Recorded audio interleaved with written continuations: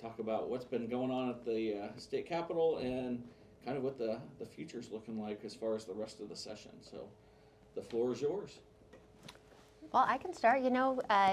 We are coming to an end, or coming to the 100th day. That's scheduled for Tuesday. Unfortunately, it looks like we're not going to be done. We still have some work to do. I mean, on the House, I know on the House side, which is where Dustin and I are, we've passed all the budgets except for the final budget, which is kind of the standings. That's kind of like encompasses all the different stuff. So that usually is one of the very last things, the very last days. But other than that, a lot of people have said, when are you going to be done? When are you going to be done? And so I think it's important that we pretty much are done in the House side. We've pretty much passed everything. We've passed a lot of the legislation that we want. We've passed, like I said, every budget bill. I mean, including some, I should say, and also some key pieces of legislation that we feel are really important. I don't know, do you want to talk about some of yours? Yeah, and so one of those I think that Holly and I have been working on since the summer deals with our teachers and those teachers that maybe do things that they're not supposed to, and that having inappropriate relationship with kids, let's just say that, with students. We've seen a couple of high-profile cases in the state, especially in the past couple weeks, of that happening, and so we passed a bill off the House floor, it's probably been a month or so ago, that would address that problem. Really tightens down on what happens when it gets reported to the state, make sure the state is doing their job, making sure administrators doing their job, because what we have found in investigating this, Holly looked through thousands of cases, and it was kind of disappointing. In our conversations with the Board of Educational Examiners was pretty disappointing. So one of the bills that we passed off the House floor, and we spent a lot of time on it, addressed that situation. Another high-profile one that we did was just kind of putting a one-year moratorium on eminent domain with regard to this carbon capture pipeline. We've heard a lot about that from constituents. Obviously, Mahaska County is kind of right in the target of that, and this just simply says, hey, we'll come back to address it next year, but nothing's going to happen in the meantime. And so that's, I think, a lot of our constituents. That's a big thing that we did. Absolutely. There was a lot of concern all across the state of people that were just afraid like it's just going to swoop and be done in 1 year. And we just couldn't allow that to happen, at least in the House side. So that's something that we took action on and just put a 1 year to give it some time, make sure some things work out. But we wanted to make sure that our constituents knew that they weren't going to be able to just swoop in and take their land or do anything like that. And so I know the House took action. It's still sitting over in the Senate. We're waiting. We're really hoping they pick that up as well.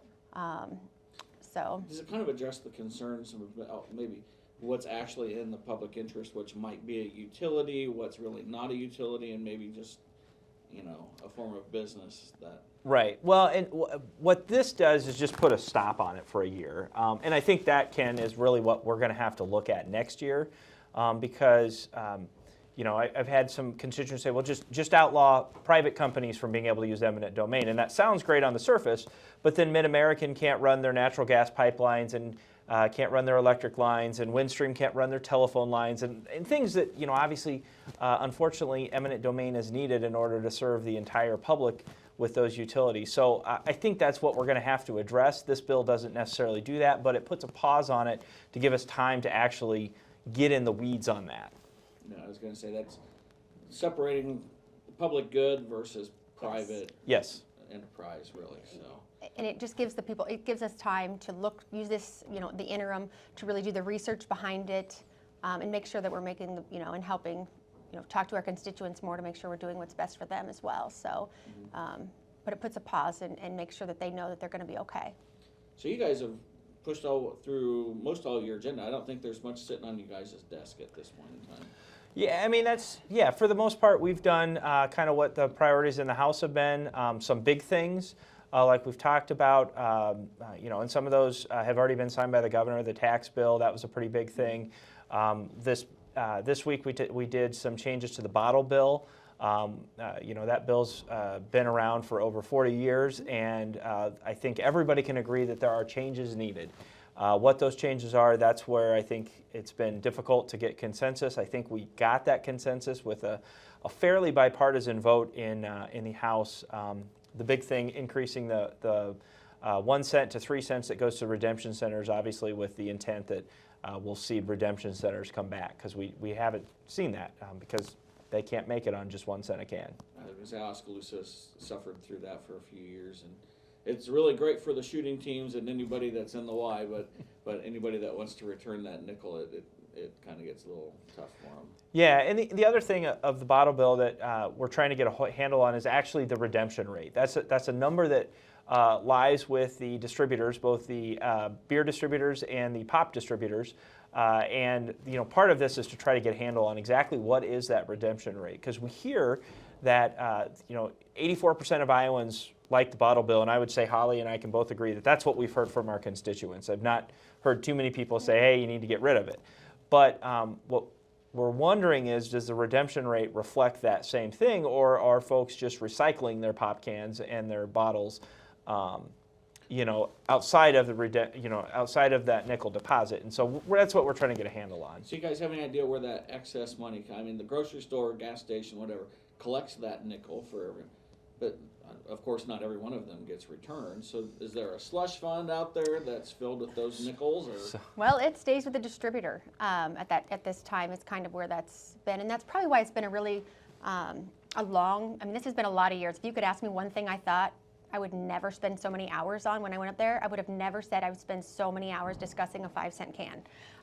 It was amazing to me how many different, there's just a lot of different pieces though, but it was great. This last week they had everybody around the table, the grocery stores, the gas stations, the distributors, and they really kind of worked out and kind of came to an agreement of how this could be, at least make it okay for everybody. In the other issue, and we see this kind of more where we live and maybe a little bit south of us, is those cans coming from across the state. So I've had some conversation with Mahaska Bottling, obviously, which is a distributor both in the pop world and the beer world, and that's a big problem that they have is getting those Missouri cans in. They're obviously having to pay that nickel for the Missouri cans, but nobody paid that nickel originally, and so that's kind of that's another issue that we have to address, and how to address that's a bigger question. Okay, so it looks easy for most of us on the outside, but when you start to dig into it, it can be, and then you have the whole sanitary issues and things like that in grocery stores with. And that was one of the things that the House, the Senate had their version, the House really worked this week, and really more of those consumer type protections too, to make sure that consumers had an area, but maybe, sometimes you don't want it next to your hot food. You don't want it. So there's some stipulations in there about how to work through that and making sure there are redemption areas within a certain radius, but maybe protecting and we just not next to your food. Yeah. If you talk to some of your grocers, it'll turn your stomach on some of the stuff that they've gotten back with their cans. I won't talk about it here. Yeah, I was going to say, not everybody rinses their cans out like my wife does. Right. Before. Correct. So, yeah, it's not always good. So what other things do you kind of hang your hat on? And Holly, this is your last year, so it is. I'm sure there's probably quite a bit of things that you'd like to say were feathers in the hat, so to speak. I think that, I'm still working on some stuff. We spent, like I said, the BOE bill, we spent hours. This conversation started last July, and I spent a lot of hours on it. But, I'm still hoping for the preschool bill. Again, it's sitting in the Senate, and I think while people kind of don't understand maybe the bottle side of it, this actually is a really big issue. It changed back in 2010, and they went to, instead of a parent's choice where you get to decide when your child starts school, they went to a one date. And by doing that, if you look through the data, it went from about 3% of kids repeating kindergarten in the state to over 9%. So we're spending about $24 million repeating kindergarten. All my bill does is say, hey, let's let parents choose and maybe look at when is their kid ready. And it allows an 18-month window instead of a 12-month window, so those summer birthdays. It just allows a parent to decide whether their child is ready or not. And they can, I'll say, redshirt them a year. It's the easiest way to explain it. And maybe we can bring those numbers down and be a little bit more efficient with our money. There's also some projections in there that have came that we spend about $11 million in special education funding that used to not have to be spent before this. So, if we're near $35 million that does not need to be spent, I think we need to fix that. So that's also sitting in the Senate. It's ready to be voted on the floor. I would really like them to take it up. It's fiscally conservative, it's parents' choice. I think that's something we all say is important, but also it sets a child up better for success, and I think that's what we all need to look at. And so, of course, that's sitting over there. And I have, the bills for Ruben. I have talked about them since the beginning, and Dustin has helped me tremendously with that. Just explaining the differences when you're going to have surgery between a surgery center and a hospital. Letting people still have that choice. I mean, I'm all about choice there, but explain the difference so people can make an educated decision. That's sitting in the Senate, and I think that's a really fair practice. It's not shutting down. It's not necessarily regulations or fees or anything. It's just letting people know the difference. Because again, not every Iowan is a doctor and knows the difference, but it's important to know they don't have an ambulance. They maybe don't have all the life-saving stuff that a hospital has. If something happens, you're going to have to be taken to a hospital. I just think that's a real fair, and why would we want to hide that from Iowans? So I'm hoping the Senate takes that up as well. I know that's been a real personal one for you. I mean, you're close to the family. Ruben Van Veldhuizen, of course, if folks aren't familiar with that passed away after a simple tonsillectomy, if I remember. So. And there have been more children in Iowa that have passed away since then. And it's very, I think it's just a concern that we need to make sure that people know the difference. Because yes, it's Ruben, he would be a senior this year. It'd be great to, do something, but since then there have been other children that have passed away, and parents that maybe didn't know that couldn't be done there. And so I feel that as a legislature, and especially as someone who's pro-life, we need to make sure that we jump on this and let parents or individuals, if they choose, know the difference. I mean, I just think that's transparency, and we should be there for that. And I think maybe this year's probably marked a little bit more, I would say, by vocal parents. So vocal parents and the choice for schooling, for what's being taught to students, things like that. Do you think the House, the Iowa legislature, has been reactionary to parents, or do you think that maybe you've kind of stoked the parents a little bit this year? No, I mean, I think absolutely. We kind of took the governor's lead on her transparency proposal, and Representative Thompson from Boone really worked on it and worked with different education groups to make sure that it's workable. I mean, that's the other challenge is, of course, we need to make sure that parents are aware of what's going on in their schools, but that it also works for the teachers and the schools and all of that. And so, we followed the governor's lead on that, and I think we passed a good bill out of the Iowa House. And I think that's still going to be part of those last couple days of negotiations. And so. I think we really have been about parents this year in this session, really. You go back all to last year and dealing with COVID and open enrollment and all those other things that we've done in education over the past 2 years. I think we've certainly been really about that while being making sure that our schools, our public schools, and our private schools are doing the best that they can for Iowans. There's some other bills in education, and you would have asked me 2 years ago if I'd be talking about education. I wouldn't have said that's going to be a major topic, but being the chair of the education committee, that's kind of what I've been focusing on. But there's a couple other bills.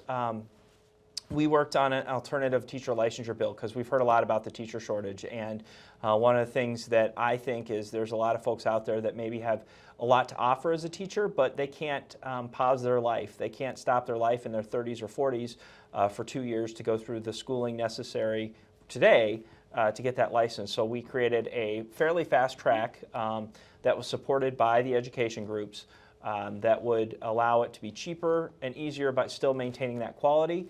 The other big thing, and I never knew this was going to be such a big, important thing, is we passed a bill to eliminate the praxis exam. That was a test that was put in place 10 or 12 years ago, something like that, for those people who had already graduated from a teacher prep program. And they had to pass this exam before becoming a teacher. And what we have heard from a lot of students is that we've probably lost several people who would be very good teachers because they're just simply not good test takers. A couple years ago, we matched our score to the schools or the states around us because the states around us were having people leave Iowa because our standards on that particular test were high enough. But this is probably something that I've heard a lot from both people that were unsuccessful in the praxis and also students and college educators and our schools saying, hey, this could really help us address the teacher shortage and get people that are good, that would be great teachers. Maybe they're just not great test takers.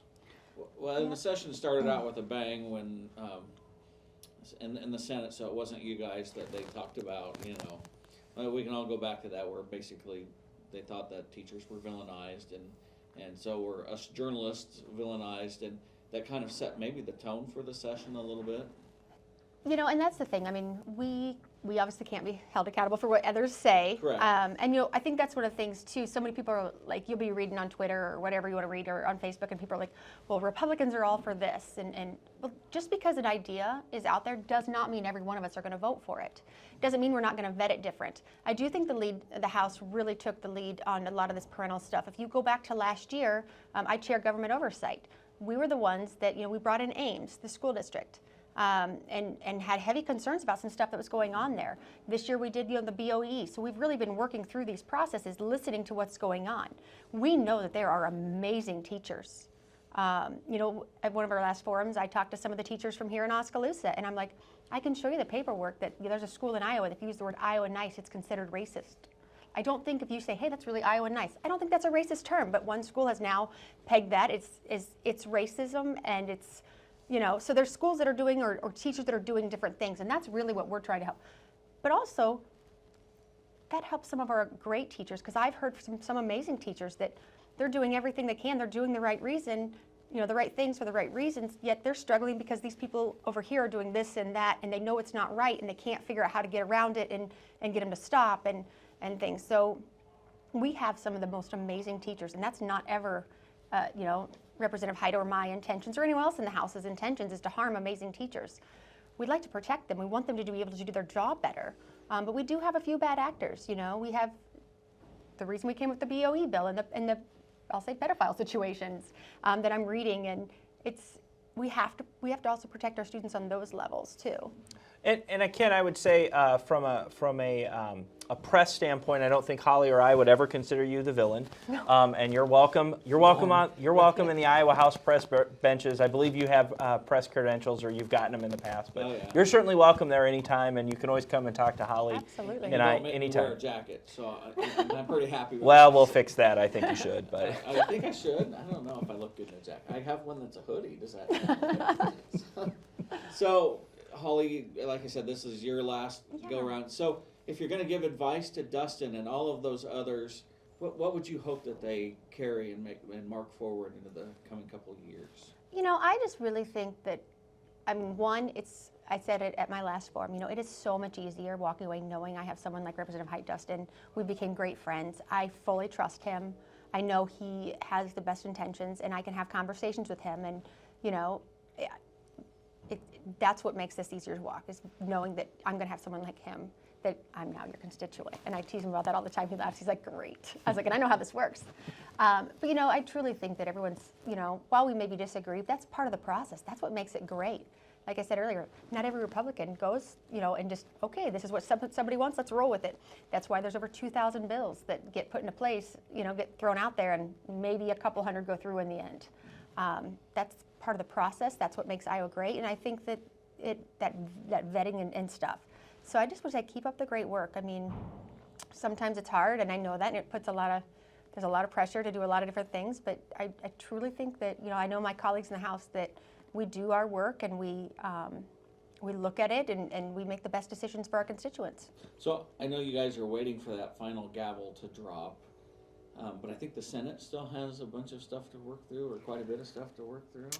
yeah. So Ken, and I have to ask you guys about it, because you're pretty much sitting there waiting for that stuff, I think.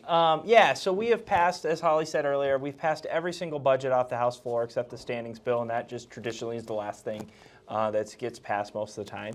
And so it's my understanding, I just checked before we came over here, the Senate's not moved a single budget bill, and those are kind of what we need to do to get out of there. And then the policies, that we've passed, and I know there's some that the Senate's passed, and I think we've taken up quite a few of those on our side. But that's kind of really what we're waiting on now, is kind of those final negotiations, and for those things to get through on the Senate side. Yeah, we're just hoping some of ours are part of that. The preschool and Ruben, and he's got a redlining. Yeah, my redlining bill. I know we talked about this last year. That addresses the process of redlining that was started in the FDR administration, where certain neighborhoods were segregated, and lenders told not to lend money there because of basically the racial makeup of those. And so I had a bill that we passed out of the House unanimously last year that's been in the Senate, and I've talked to some senators. I'm hoping still to see that get through. All right. Have I missed anything else, folks? Because And this is going to be probably one of my last chances to talk to Holly as No. as a representative here. I don't think so. I mean, just thanks for having us. Thanks for letting us explain this and why it is taking longer. I mean, we went up there to do our work. I mean, anybody knows me. I put my head down and I go to work. I think my colleagues would probably say that about me too. I'm kind of a worker, be it I'll dig through stuff. So I know that the House, we've came up there, we've done our work. They have decided to send us home for a couple of days. We'll find out. Normally we're there through Thursday, but they sent us home. We were home yesterday. But I can say they probably don't want us sitting around with extra time on our hand coming up with extra legislation. That would not be good for anybody. That's not really what anybody wants. That'd be pretty dangerous, you guys with a pen and some time. Yeah, so we're home. We'll be heading back, we think, next week, and hopefully we can go back to some budget bills being moved so we can get some more work done and then, get in and get out. I think that's what Iowans want from us, is to get in there, get our work done, and get back to our districts. And so I know that's what the House is really focused on. Yeah, and I just want to thank Holly for the last 4 years. I've certainly enjoyed working with her, getting to know her. Her constituents have been well represented, and she will be missed in the Iowa House.